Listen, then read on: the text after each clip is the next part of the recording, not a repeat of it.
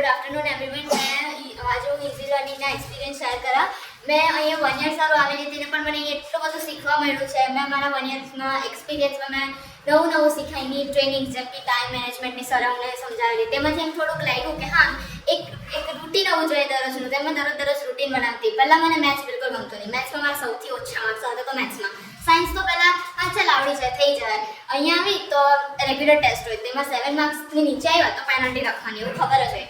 મેં બહુ પેનલ્ટી લખેલી પણ જ્યારે સ્કૂલમાં એક્ઝામ લેવામાં આવતી ત્યારે એમ હાઈએસ્ટ માર્ક્સ આવે તે જોઈને ખુશી થતી. અહીંયા આવીને એમ આપવાનું સર લોકોને રિઝલ્ટ ગમતું કે સર મેં આવું રિઝલ્ટ આવ્યું એમ.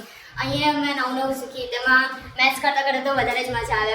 મેથ્સ કરવામાં એવું લાગે કે ચાલ મેં પહેલાં આન્સર આપું એમ. તેમાં બધા જ ચકડે. તેમાં માલિન છે, કૃતિક છે, ભવ્ય છે.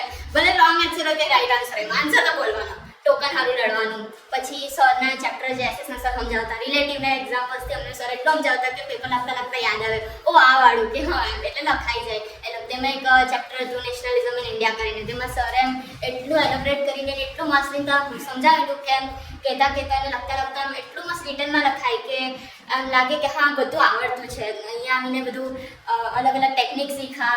એક પેપર રાઇટિંગ સ્કિલ જે ટેકનિક મને બહુ ગમી. મારા 10th સ્ટેન્ડર્ડમાં મારા બોર્ડ્સના પેપરમાં યુઝ કરી ને હા લાગ્યું કે અહીંયા આવીને કંઈ નવું એક આપણામાં યુનિક પર્સનાલિટી ડેવલપ થઈ. So thank you sir.